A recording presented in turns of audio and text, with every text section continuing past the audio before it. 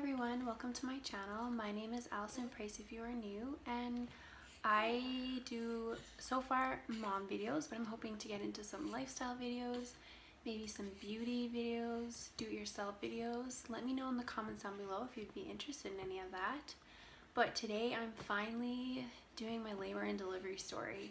I'd been putting this off for a while because if you've been following along with me, I kind of mentioned that it did not go as planned or how we hoped at all. So yeah, if I get a bit emotional in this video, it's just because it's still it's fresh. Like Graylin's only 9 weeks old on Saturday, so I'm still dealing with lots of the emotions and just healing and figuring things out as I go. I have my notebook here beside me, so if I'm looking over there, it's just to check my notes. But yeah, if you're interested in hearing how our baby girl Graylin came into the world, then just keep watching.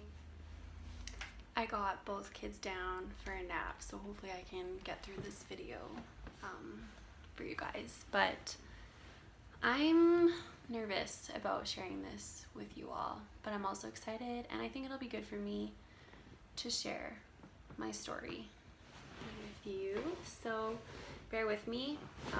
It's pretty scattered in my brain, but hopefully my notes will help me get it all straight. So I'm gonna start at the beginning. Graylin was due on November 3rd, 2018, but she was born on September 29th, so 5 weeks early.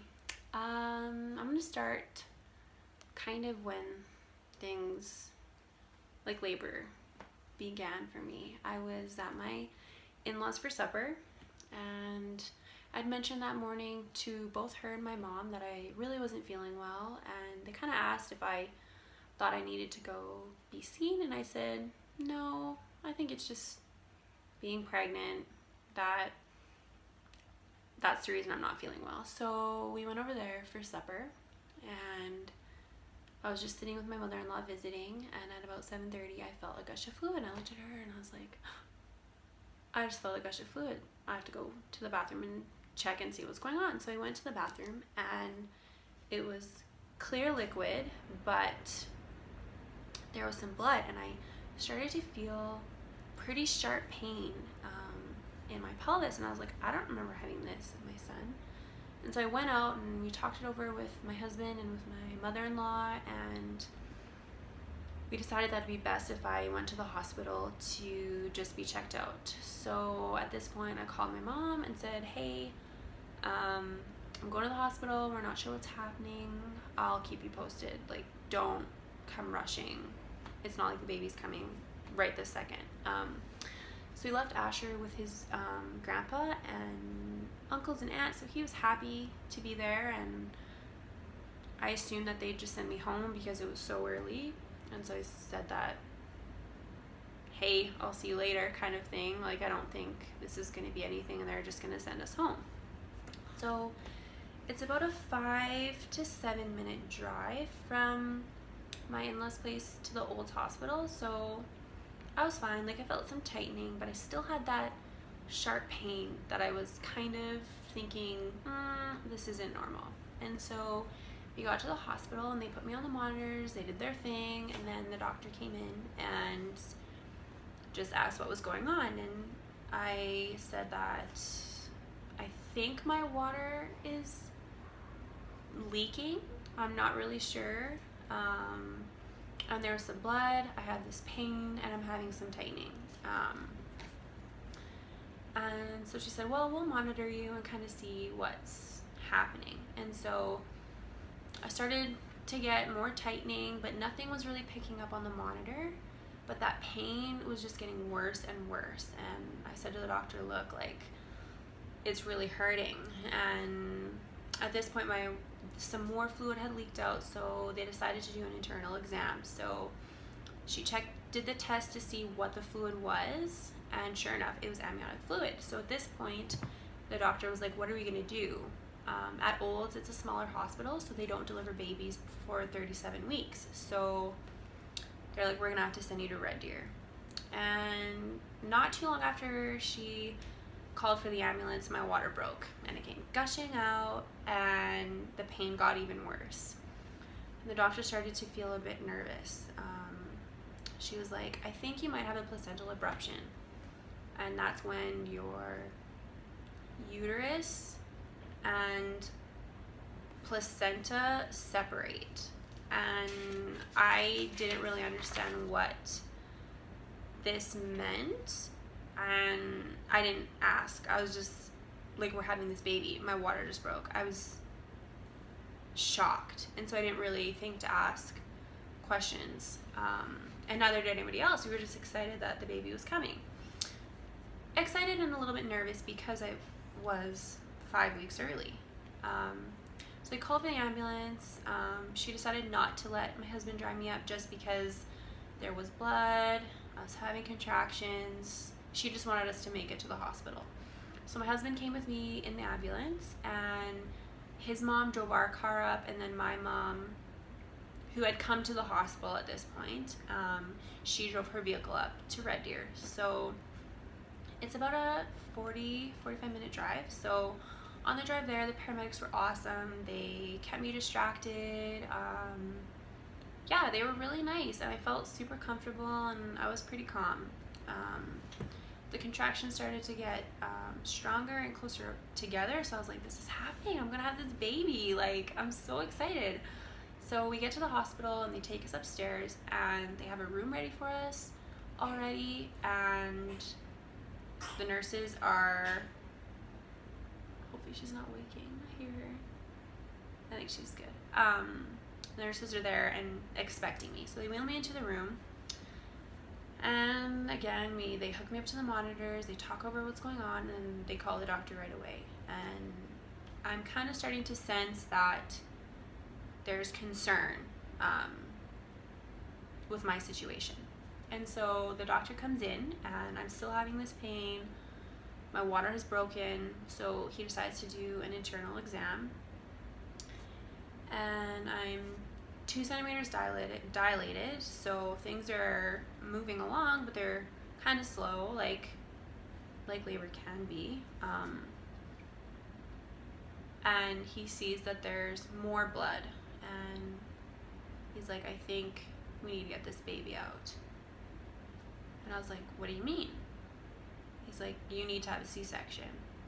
And it just hit me like a ton of bricks.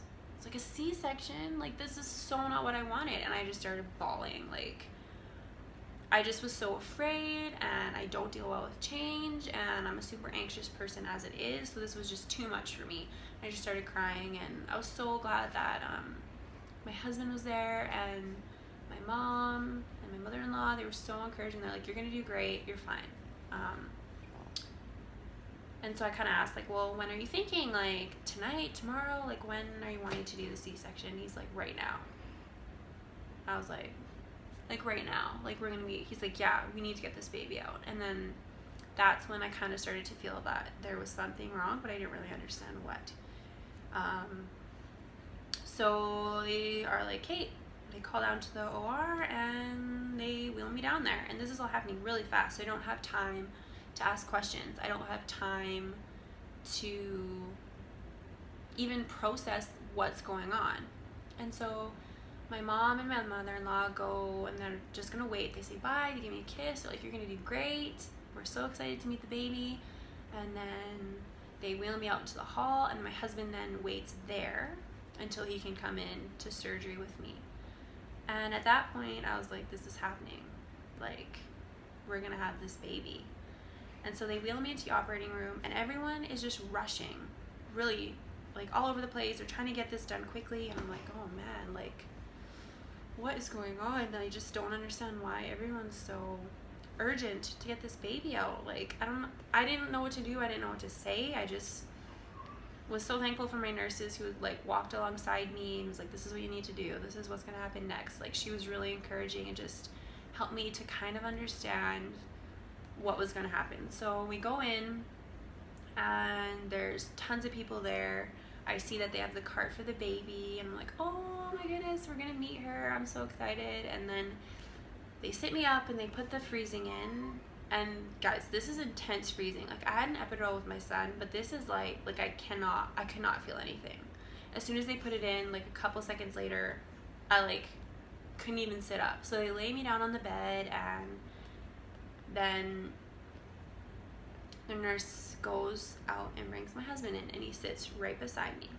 And they put an IV in, and they had given me some medicine just to be safe. This is all stuff that they said they do for everybody. It's just what happens when you have a C-section. It's just like, okay, like it's just protocol or whatever. So then they start the C-section, and when you're having a C-section, you don't feel any pain. You just feel like pulling and tugging. Like it's not comfortable, but it doesn't hurt. It's a really weird feeling, actually. So they start, and so they cut me open. They do the first cut, and they start going. And then I slowly start to feel more faint, and I just start to feel anxious and afraid, and I didn't understand why. And my husband's sitting beside me, and he's just trying to like encourage me and say like I'm so excited to meet our baby. And then things get real and scary very fast. I hear them just start chattering, and they're rushing, and I feel myself kind of fading in and out. And I like, Michael, what's wrong? Like, what's going on? And he didn't know, because they have a big curtain in front of you, so you can't see.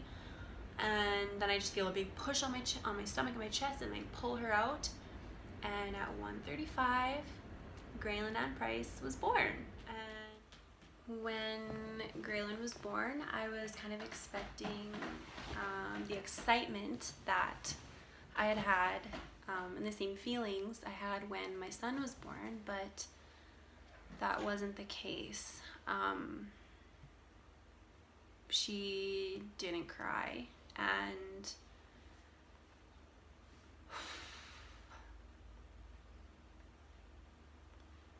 sorry.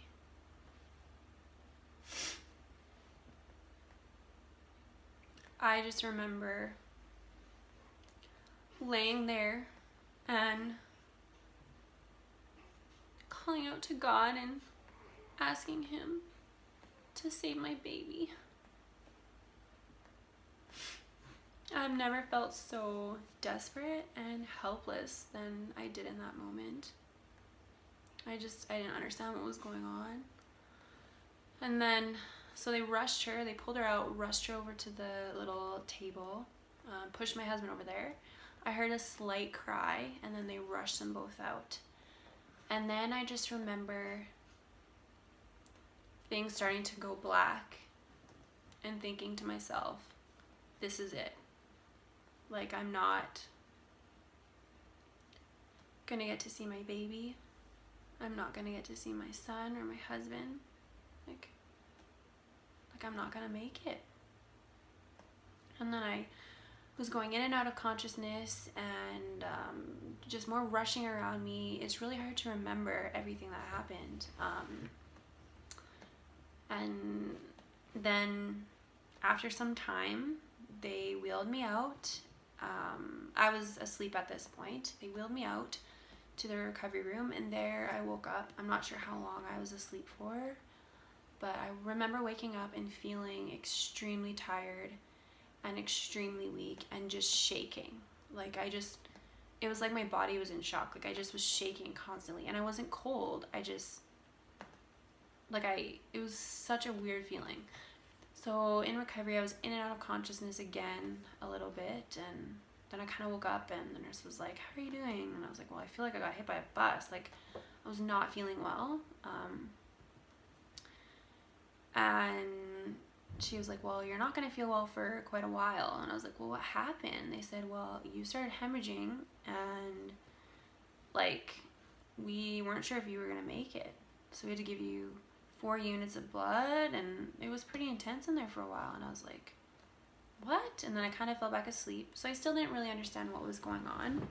And at this point, my mom, mother-in-law, husband, they didn't know what was going on with me either, because they had just been out waiting. I feel really bad that they spent so much time like not knowing what where I was at, where the baby was at. So after a while, my husband came into the recovery room, and then he kind of saw that I was okay, and then he went down to the NICU to see Graylin for the first time. I'm not sure how long I was in the recovery for, but after that, I was wheeled into what was going to be my room for the next few days until I was discharged. And I remember my husband coming in, and then my mom and my mother-in-law coming in, and they just surrounded me, and they're like, "We're so glad you're okay."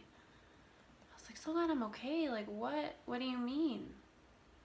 Like, I just didn't understand what was going on. I had too many pain meds and freezing still in my body that it just was hard for me to even comprehend what was going on. The nurse came in, and I remember asking, "Where's my baby? Like, can I hold her? I'm ready to try breastfeeding." And she said, "You just had major surgery, and your baby's in the NICU." What? Why is she in the NICU? I didn't understand. And I just started crying, and I was like, "Well, when will I get to see her?"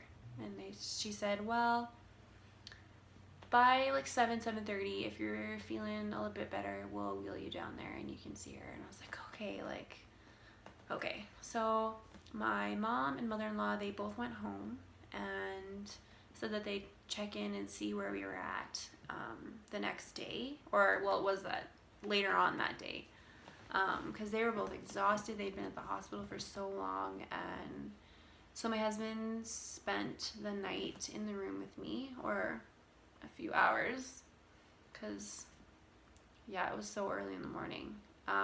So 7:30 comes around, and the nurse comes in, and she's like, "Would you like to see your baby?" And I said yes. I was so excited. So they put me in a wheelchair. I wasn't ready to start walking yet. Like, after your C-section, they always encourage you to start walking, and I couldn't. I was way too sore, way too tired. So they just wheeled me down to the NICU, and so they wheel you through these big doors. They wheel you up, and your baby is in this isolette type containers, clear all around, but they're in this thing. There's little like hole things on the sides where they put their hands in to kind of like change your bum or deal with like whatever else they need to, do any tests they need to. And I stand up out of my wheelchair, and I look in, and she has the CPAP mask thing on. She has a tube in her nose, a tube in her belly button, some coverings over her eyes, a little hat, and she's just totally covered. And I just remember sitting down and feeling so afraid and just so heartbroken, because with my son, he came out, they put him right on my chest. I had that immediate just moment of, this is my baby. Like that feeling of, I didn't know I could have this much love for anything feeling, and I didn't get that with her. And feeling like I wasn't there for her, and that I couldn't take care of her. And so then I asked, like, "Can I hold her?" And they said no. She needs to be hooked up to all this stuff, and we're still trying to just make sure that she's okay. And that visit was kind of a blur. I sat there for a little bit. They did let me stick my hand in and touch her little fingers. But then it was time for me to go, so they wheeled me back to my room. And then later on that day, my mom's there and my in-laws are both there. So my mom, my dad, my father-in-law, and my mother-in-law, and my husband, and we're all sitting in this room. And the surgeon comes in, and he says, "I'm so glad to see you." And I was like, "Yeah, it's nice to see you too." And then the resident, there had been a resident doctor who was in the surgery with me as well, and she came in and she was like, "How are you feeling?" And I was like, I don't feel well, like I'm sore, like I didn't know what to say. And then I kind of asked, like, well, what exactly happened? And they're like, no one told you? I was like, well, I've heard bits and pieces, but I haven't been like able to really comprehend or think up until this point. And they said that you had placental abruption. So my placental abruption is when the placenta separates from the uterus, and symptoms are vaginal bleeding, pain, low blood pressure. So I had the pain and the vaginal bleeding in Olds, so that's why she thought that this is what was happening. And I said, well, okay, I understand that that's what happened, but like, so my placenta had started to separate, and they were like, no, when we took the placenta out, it was in complete shreds. Like there was nothing left to it. Like it was tiny pieces inside of you. And I was like, what? And my family, they just couldn't believe that that had happened. And the doctor was like, we're very lucky to have you here. And we're very, very lucky that your daughter is okay. And I just remember feeling like so overwhelmed and just like thankful to God, but also like, why God? I am so thankful. I'm so thankful. And I thank him every day for keeping her safe and keeping me safe. It could have gone so much worse than it did. I'm thankful for the doctor in Olds who was wise in her decision to send me right away and call ahead and have everything ready. I'm thankful for the nurses who stood by me every step of the way and encouraged me when I didn't understand and encouraged me when I was afraid. I'm thankful for the surgeon who got her out in time. And I'm thankful for the team of doctors and nurses in the NICU who took incredible care of her and us. And I'm thankful to both my family and Michael's family for being there and supporting us, and for all our friends who just surrounded us with encouragement and prayer. And I'm thankful for my husband, who was such a rock for me when I was a mess and I couldn't be strong. I couldn't walk. Like, he wheeled me around the hospital. Like, he was just such a presence, and he was so strong when I couldn't be. And I'm thankful for my son, who would come visit at the hospital and just make me feel like everything was okay, with his smile and his silly personality. And yeah, like, I just am overwhelmed with gratitude. And it's so fitting considering that she was born right before Thanksgiving. It just has put a whole new meaning to being thankful and how precious life really is. So after the doctor kind of explained this to me, I went back down to the NICU, and a nurse pulled me aside and said to me, she looked at me and she was like, you realize how lucky you are to be alive? And again, it just hit me like a ton of bricks. The thankfulness to God that I have, and how worthy he is of praise. He is the great healer. He performs miracles. He is so, so real, and he has been so faithful to me and my family. If you don't know by all of this, I'm a Christian, and I just feel like my story can be such a testimony to the power of God and just that he is present, and when you call he answers, and he's always there. Yeah, I had kind of gotten into a slump during this pregnancy, and this was just such a incredible moment where I just felt my faith in God renewed. And I've shared my story with a few people here and there, and they've encouraged me with their similar stories. And yeah, it's a process, and it's not an easy one.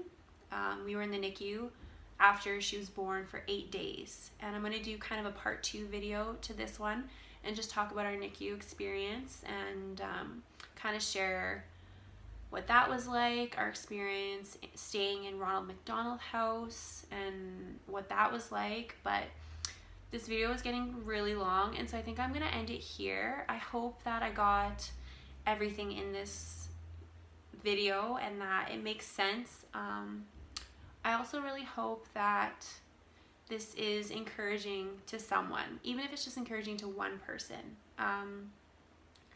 That is so cool. I'm so thankful for all of you following along on this journey with me.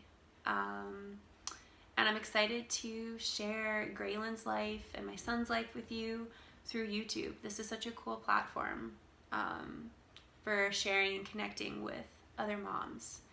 So again, if you're new, welcome. Thanks for being here. Please hit the subscribe button down below and hit the little notification bell so you're notified on when I update a new video. Thank you so much for watching. I love you guys, and I'll see you in my next video. Bye.